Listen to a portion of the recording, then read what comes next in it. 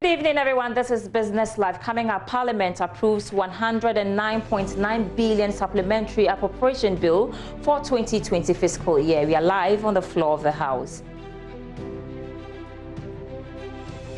Small-scale businesses urged to look beyond government's 600 million stimulus package. Also coming up, poultry farmers adopt climate-smart mitigation methods to keep businesses afloat. We have the details after the break.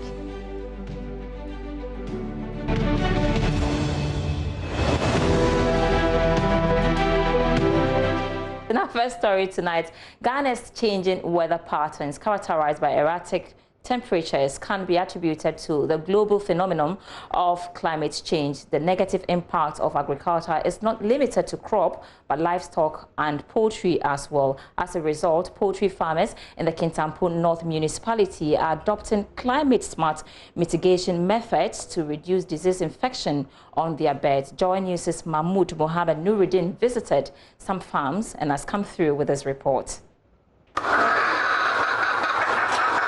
At this farm here at Kura, farm manager Adam Kwana keeps 5,000 bears. Special things we are doing here is, aside the poultry, which is also common in Ghana, we have the geese, the turkeys, and the ostriches in the farm. The geese, there was a farm at Jeiri. The old farm, the farm started at Jeiri, but here is a new sector that we started here in 2006. And the geese, they brought the old geese from that farm, so they are old. And we see that their offsprings are not all that good. While the sale of eggs and broilers provide regular income for funding recurrent expenditure, the slightest strike of any disease throws the work out of gear. Lack of climate-resilient chicken breeds to reduce mortality remains a challenge. The weather varies at any point of time. You could see the weather daytime is getting cold, whilst the sun is shining. When you enter in the shed, it's cold. Sometimes that one is normal, but sometimes when the weather is getting evening time, the weather becomes so warm. So sometimes the birds doesn't support those variety of weather. So the laying percentage also would depend on the weather also.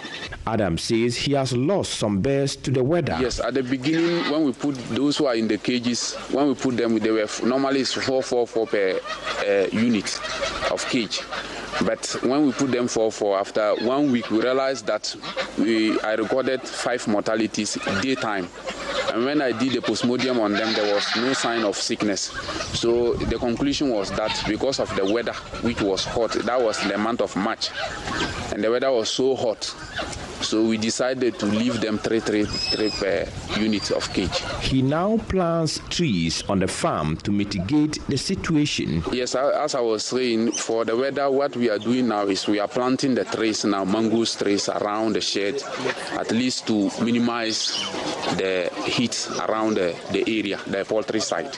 Hundreds of acres of crop farming complement the poultry venture as the farm manager exploits new system to protect the birds. This year we was able to farm 40 acres of rice at one farm, and the other farm we farm 200 acres. And the maize, we tried only with the manure that we are collecting from the farm, we tried with 50 acres. 52-year-old Kofi Enchi already has trees around his poultry farm. The situation is changing for him. If you look behind me, you will see we have planted a lot of trees to protect the birds from heat. I started planting the trees immediately I established a poultry farm. Poultry as a source of livelihood, an important food security element in Africa, critically requires understanding how farmers deal with the realities of production due to climate change. A report by Mahmoud Mohammed Nuruddin. Director of the National Board for Small-Scale Industry, Kosi Yankee Aye, says the amount government is injecting to revive Ghana's COVID-19-ridden business community is unprecedented. Taking her turn at the Business Runway webinar series organized by the Enterprise Unit of Vodafone Ghana, she argued that contributions by government to the private sector far exceeds the 600 million stimulus package. Joining thought leadership speakers at the Business Runway webinar organized by Vodafone Business, Director of the National Board for Small-Scale Industries, Kosi Yankee, argued that the survival of businesses must not evolve around a stimulus package. Not just about funding. This CAP business support scheme is also providing technical support. So there were three things that we were looking and measuring our success and the impact of our intervention on. One, how do you formalize an informal economy? And how do you digitalize an economy that has not really seen or benefited from the scale of digitalization the way they have? We've been able to achieve the formalization to some extent. There's some more to do. As telecoms provide business solutions amid the pandemic, CEO of Vodafone Ghana, Patricia Bonai, stated that her outfit is not focused on profits, but rather tailor-made solutions for businesses. So we started looking at what relevant packages we could put available to them, internet bundles, even SMS bundles. For enterprises, it was important that they could communicate with their base, and even see the ability to call their close users within the offices. What about their meetings? I mean, people never thought about security at home and their staff relocating to the homes. And so we had to come in and provide secure services where people could comfortably work from home. Representing Ghana's entrepreneurs on the panel, CEO of Solution Class, Francesca Brenda Opoku, impressed on businesses to not only look beyond the stimulus package, but rather consider a recovery plan. I think the first thing for most businesses is to put in a good business recovery plan. And this goes for all businesses irrespective of their sizes. They have to look at things that would make them stand when all of the... Meanwhile, CEO of First National Bank, Dominic Kwamedu, says a default of loans in these COVID-19 times could be justified. He told business heads at a webinar that banks are in talks with regulators to redefine non-performing loans amid the pandemic. From a banking sector perspective, all the sectors are down, and we are suffering from it from non-performing loans. We are engaged through the Ghana Banking Association with the governor to try and redefine what non-performing is, because these are extremely exceptional times. We talk about black swan event here, something that you don't see for 100 years. The Vodafone Business Runway webinar was aimed at empowering small and medium-scale enterprises with the requisite skills and opportunities amid COVID-19. It was in partnership with the National Board for Small-Scale Industries under the theme, "After the Coronavirus Alleviation Program, what next? The way forward for Ghanaian SMEs." National Insurance Commission (NIC) has urged insurance companies to leverage non-traditional means to sell their insurance products to clients. According to the Deputy Commissioner of Insurance, Michael Ando, this is part of measures to improve insurance penetration rate, which is currently at 1%. He spoke at the launch of collaboration between Total and Star Assurance, which seeks to provide commercial vehicles with insurance using Total filling stations as sales points. Bismarck Awusa has more. According to the Deputy Commissioner of Insurance, Michael Ando, the need to explore other means other than the traditional way of selling insurance has become necessary due to the decreasing insurance penetration rate. The Commission's 2018 annual report and financial statements revealed that the country's insurance penetration rate declined to 1% from a previous rate of 1.12%. I mean, we need to find new and better ways of doing things. So far, we've used agents and brokers to sell insurance. They've served us, they've been good. I won't say that they are bad, but we need new things, better things to cover uncovered grounds. And that is why we must think outside the box. We must look at new ways of reaching out to those who we cannot reach either through the agent or the brokers. So that is important. That is include a collaboration like this. That includes digital sales channels, since the whole world is getting digitized now, and many others that I cannot think about. Mr. Andor spoke at the official launch of Total Petroleum and Star Assurance collaboration, which seeks to provide commercial drivers who purchase their fuel from Total with insurance. According to the Executive Director of Star Assurance, Boatima Bafoewa, the partnership seeks to complement efforts in making insurance easily accessible. At Star Assurance, we are indeed very excited about the collaboration with Total Petroleum Ghana, which has resulted in the enhanced Trucks Ghana package.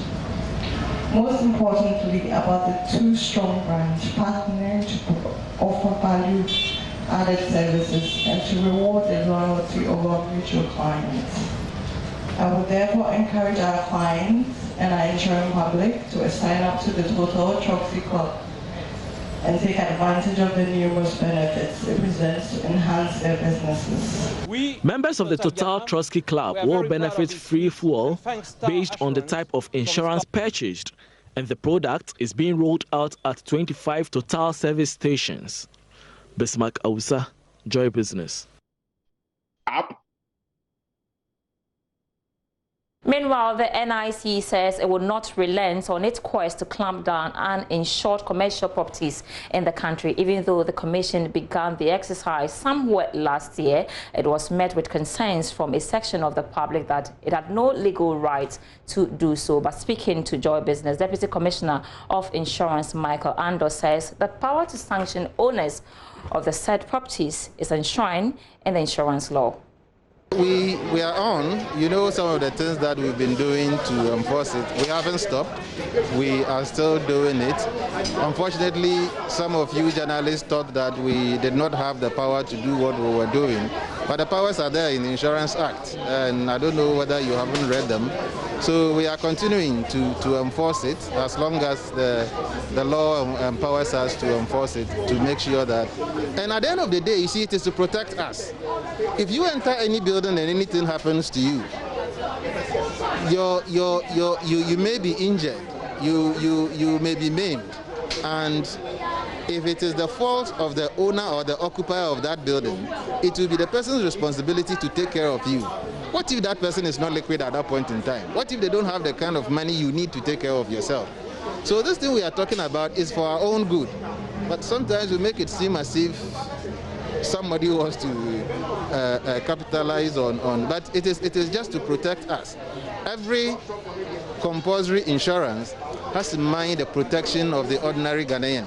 Motor insurance is compulsory because if you buy your vehicle and you are enjoying it on the road, and I haven't been fortunate to buy a car, you can't just break my leg and drive away because you have bought a vehicle.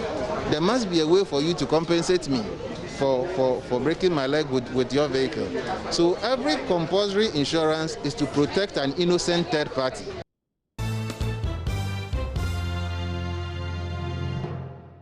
Shareholders of Ecobank Ghana Limited will be expecting a payment of 30 pesewas per share into their account as dividend from their bank. This comes after the board of the bank approved the payment and transfer as a result of its sterling performance for the year. The bank made 27% in profit after tax for the year. Ebenezer Sabute's report.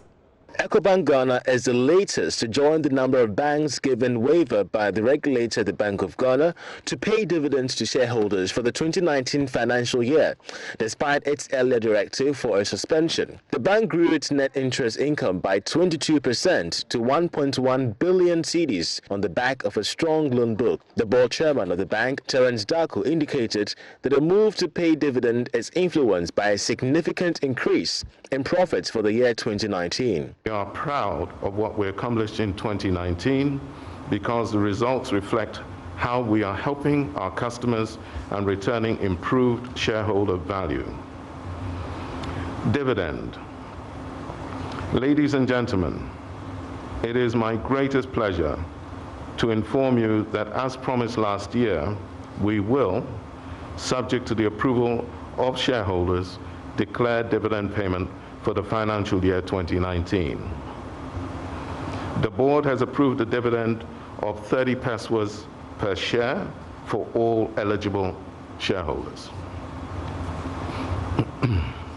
In arriving at this decision, your board carefully reviewed the need to ensure profit retention for the sustainability of our business, especially during this period of COVID-19 pandemic.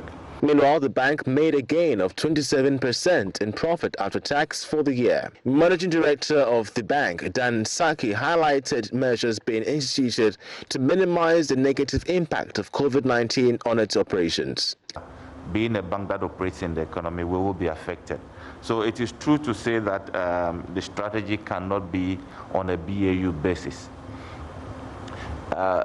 Fortunately, one of the key things that as a bank we had looked at was developments in the economy. One of the key issues we had touched on was that it was becoming important to look at how we deliver financial services to our customers.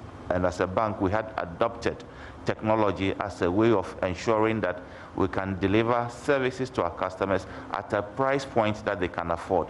And technology was the enabler. We had undertaken investments in technology to position us to be able to deal with this objective of delivering financial solutions at an acceptable price point. Ecobank has promised to begin disbursement of the funds in September. You're still watching Business Live with me, Sandra Esina-Mafeno. We are back after this break with more.